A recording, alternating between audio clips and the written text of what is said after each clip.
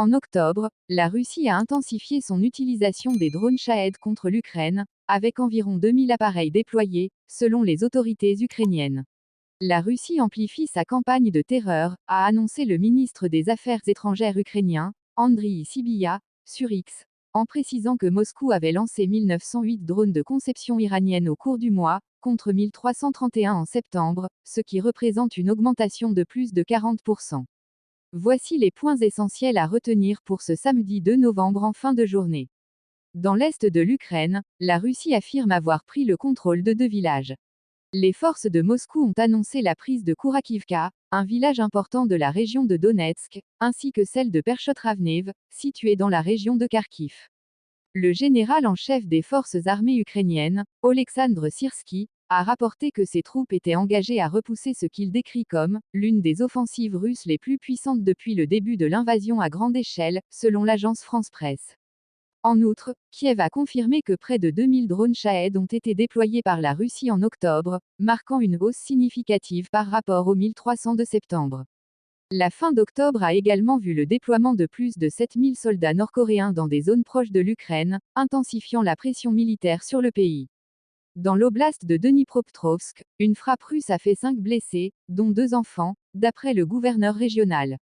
Par ailleurs, les États-Unis ont exprimé leur indignation face à la condamnation en Russie d'un ancien employé du consulat américain.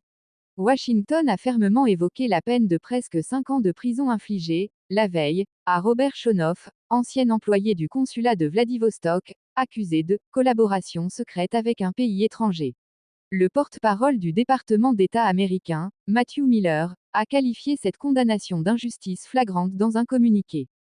Arrêté en 2023, M. Shonoff est soupçonné d'avoir transmis des informations sensibles aux États-Unis concernant le conflit en Ukraine en échange de rémunération.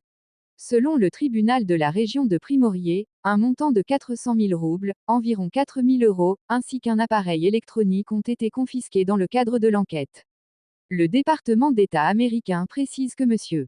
Shonoff, qui avait travaillé jusqu'en 2021 au consulat de Vladivostok, avait ensuite été embauché en tant que contractuel pour effectuer une veille médiatique des informations publiques accessibles en Russie, en totale conformité avec les lois locales. En réaction à la hausse des attaques de drones, le ministre des Affaires étrangères ukrainien a ajouté « Autorisez-nous à frapper leurs bases et dépôts en Russie, levez toutes les restrictions pour défendre la vie contre la terreur », en référence aux réserves des alliés occidentaux sur l'utilisation des armes fournies à Kiev pour frapper des cibles sur le sol russe. Le chef des forces ukrainiennes a également souligné que le pays fait actuellement face à l'une des offensives russes les plus redoutables depuis l'invasion de 2022.